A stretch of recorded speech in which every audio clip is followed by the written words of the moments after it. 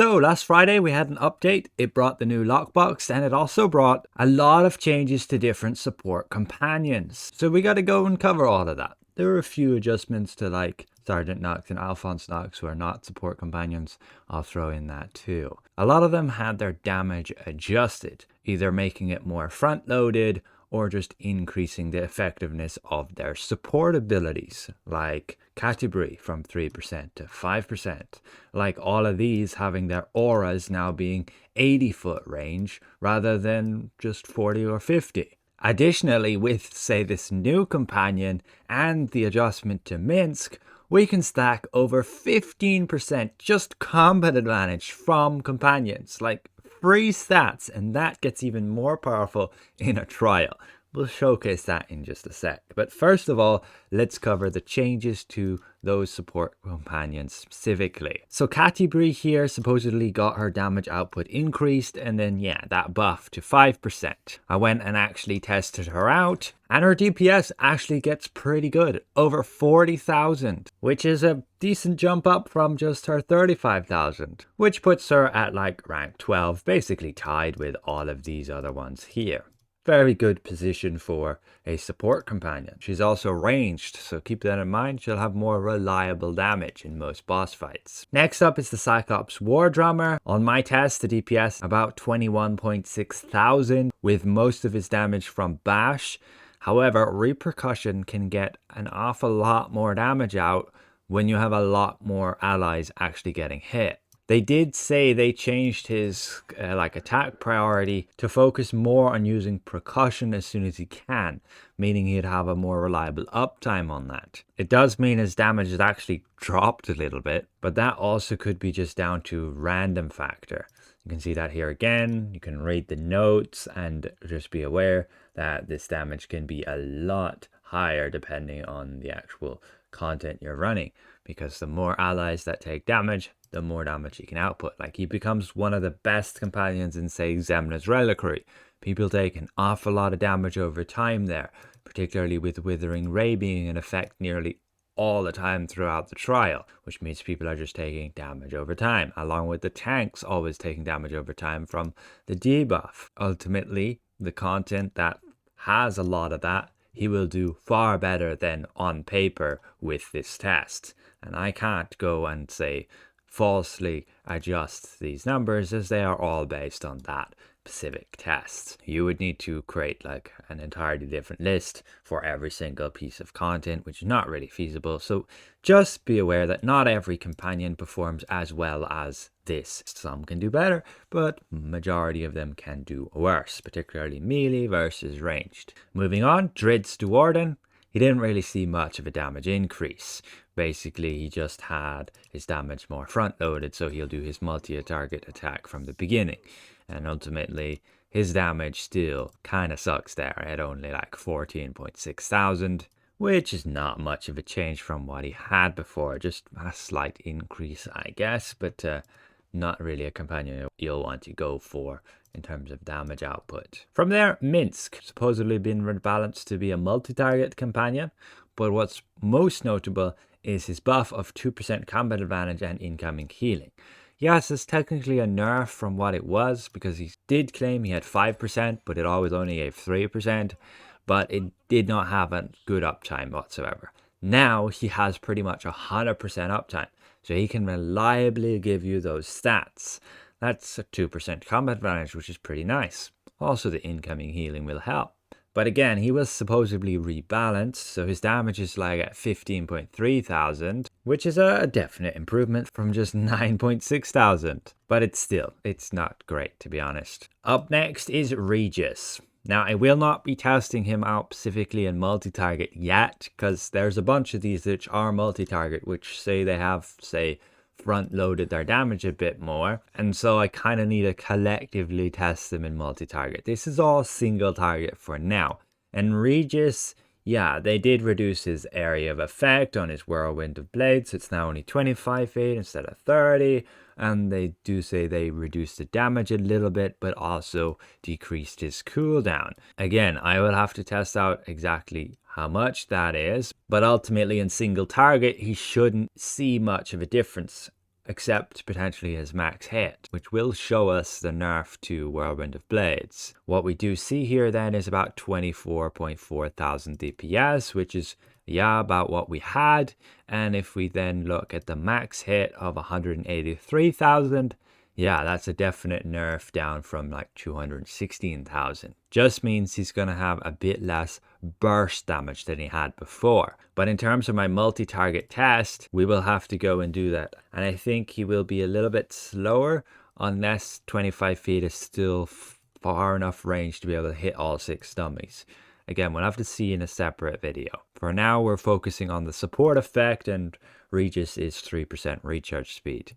And this has been increased to be 80-foot radius, which is very nice, making it a lot more reliable. He is indeed on this list with 100% uptime, 80-foot radius. So yes, his max hit gone down a bit, and his DPS slightly down. But that, again, could just be because of randomness. Next on the list is Sergeant Nox and Alphonse Nox. So they had just some damage adjustments with regards to prioritization and a description update on the leap power. Basically, if he's not within melee range, he'll use it. If they are within melee range, they will not use it. And both companions are basically the same. And they're supposedly like multi-target companions there. But again, we're just testing for single target for now. So we have Alphonse Nox just here. DPS gone up a little bit, and Sergeant Nox seems about the same. Neither of them would I really use. Then we have Wolfgar. He just had damage output overall increased. He does have the ability to give 3% action point gain as a support effect. He did have like 22.6 thousand DPS, which is bumped up now to about 27,000 counter DPS. His max hit also gone up a bit to over 200,000. I do actually need to add in that he has support here, and I will add a note that he can give 3% action points. But yeah, he's like rank 74 there. He's not designed for single target. He's mostly multi. Finally, we have Zariel and Zariel the Redeemed. They just got an adjustment to their Shatterfall, which should have a 100% chance now to make the target take 1% increased damage rather than like a 33% chance. Still, her uptime is pretty horrible on that, and it is still only 1%. Not really a companion I would use unless her damage is good, and well, it still suffers, and she basically didn't really get a damage increase at all. Just ever so slightly. But nothing that's going to make her much better than how she was, and not something I would use. She's also pretty massive, and people complain about it a lot. Like, look how big she is. She's also like floating up there. She's very easy to like block your camera there as well. And so most people kind of avoid using these massive angel companions.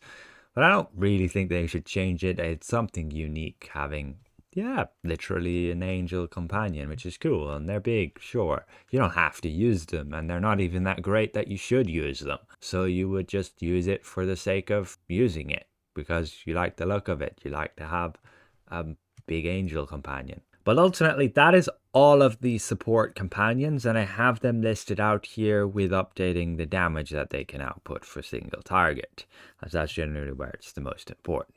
You can see Minsk has now been added to the top of the list here because that 2% combat advantage now has 100% uptime.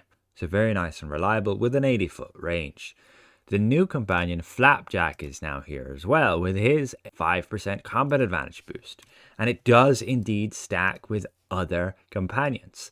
Not with himself, of course, as that's never intended, but with other companions like indeed Tutor, Portobello, Minsk, so you can end up with over 15% combat advantage boost, which is particularly crazy when you're in 10-man content and you can easily have one person running all of these.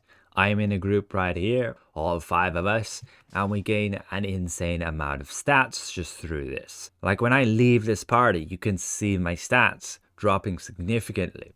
I lose the raptors I had, I lose the combat advantage I had. We can see we go to join the party again, and all of those stacking back up. You can add the values up for yourself, like 3.5% plus 5%, 5% and 2%, It's like 15.5% combat advantage. We do need to put Minsk in combat for him to give the buff, and you can see that just up here, Acute Sense, and that allows you to gain the increase to that combat advantage. We're at 89% there without any gear pieces, just standing around. We're way overcapped. I am also on a fighter, which do get a bunch of free stats, so keep that in mind. But still, a bit insane.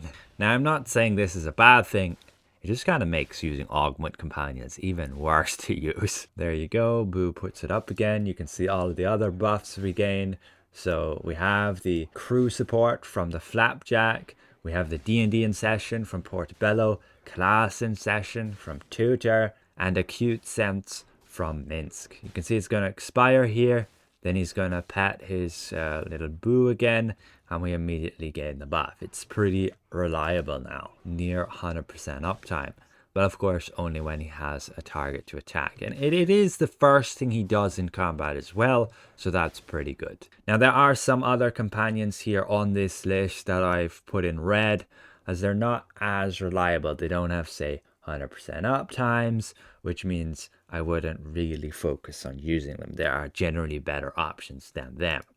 It's a little bit color coded with regards to the black ones giving a damage boost, the purple ones making the enemy grant combat advantage. Black Death Scorpion's the only real good one with 100% uptime. The others have like at best 59%. And then you have like the damage resistant ones here in blue. They'll make sure your team just takes less damage. You can stack all of them with each other as well. And then there's the green ones, which are just like utility support. So like action point gain, recharge speed, and movement speed. That's pretty cool. You can get like 10% extra movement speed just by 2 people running these specific companions.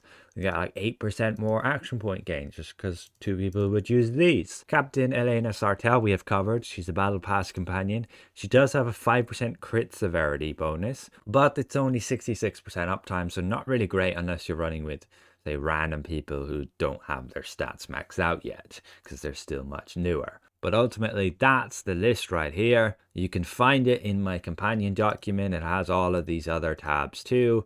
Some things I still need updating, like the AoE damage companion on some of them, say Regis. But again, be aware of the notes on all the companions and be aware how the test is done. It's not going to be truly representative of all content in the game. I can't go and test over 200 different companions in all different types of content. That's just not feasible. So we do a dummy tests like these and we get a baseline of how the companions can perform. From there, you can look at them and test them out in specific content, checking if they're any good. You can look for advice as well on what to use in people's builds, things like that.